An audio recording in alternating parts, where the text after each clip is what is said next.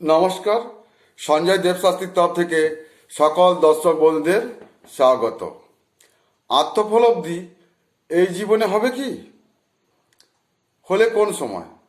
আত্মোপলব্ধি এই জীবনে হবে কি, হলে কোন সময়, এই নিয়ে এই ভিডিও। জীবনে আত্মোপলব্ধি, সেলফ রিয়েলাইজেশন হওয়া ভগবানের আশীর্বাদ স্বরূপ। সবার কি আত্মোপলব্ধি হয়? অসম্ভব ব্যাপার। কি করা যাবে? স্বয়ং ঋষি অরবিন্দ বাল্যকাল থেকে নানান সংগ্রাম করেছেন। উচ্চ বিদ্যা লাভ থেকে রাজনীতি, সব কিছু করবার পরে 58 বছরের ঊর্ধ্বে গিয়ে তার মধ্যে আসে এক অদ্ভুত চেতনা শক্তি, আসে আত্মোপলব্ধি। সেটাও সময়, ওই সময় না হলে তিনি আত্মোপলব্ধি করতে পারতেন না।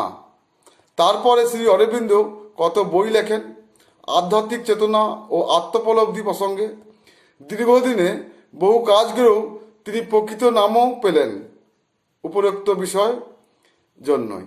এটা ভাগ্য, সবই ভাগ্য। শুধু যিনি তা বুঝতে পারেন তিনি অনেকটাই ভাগ্যবান। জাতিসিক কি যোগে আত্মোপলব্ধি হয় তা এই ভিডিওতে আমি আলোচনা করব। প্রথমত লগ্ন, সেলফ, পঞ্চম অনুভূতি, নবম ভাগ্য ও ধর্ম, দশম কর্ম ও দ্বাদশ মোক্ষ। এরা রাশিচক্রে যদি পরস্পরকে সাথে সুন্দরভাবে সম্পর্ক স্থাপন করে তাহলে আত্মোপলব্ধি আসতে পারে। চন্দ্র হচ্ছে মনের কারক, বৃহস্পতি হচ্ছে ধর্মকারক, শনি হচ্ছে তপস্যার কারক এবং কেতু হচ্ছে মোক্ষকারক। এরাও রাশিচক্রে বলবান ও পরস্পরের সম্পর্কযুক্ত হলে আত্মোপলব্ধি এই জীবনে ঘটে থাকে। এটা ঘটে তখনই যখন উপরিউক্ত অধিপতির দশা চলে, বিশেষত নবম দ্বাদশ সম্পর্কিত দশা এবং চন্দ্র, শনি, বৃহস্পতি ও কেতুর সম্পর্কিত দশা লগ্নকে বা লগ্নপতিকে সেই দশা এবং গোচরে উপরিউক্ত গ্রহেরা প্রভাবিত যখনই করবে তখন আত্মোপলব্ধি আসবে। যাদের উপরিউক্ত যোগাযোগ জন্মকালীন রাশিচক্রে নেই তারা শত চেষ্টা করলেও তাদের এই জীবনে আত্মোপলব্ধি হবে না।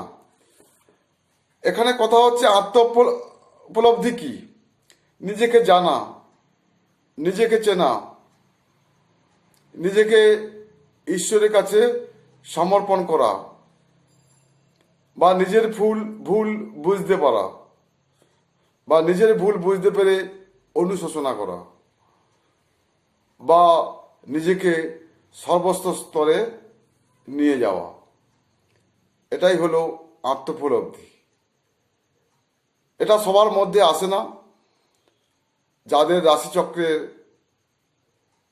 গ্রহ সমন্বয়গুলো ভালো থাকে বা আমি যা যা বললাম পূর্বে তা যদি ভালো থাকে তাহলে অবশ্যই আপনি আত্মোপলব্ধি করতে পারবেন।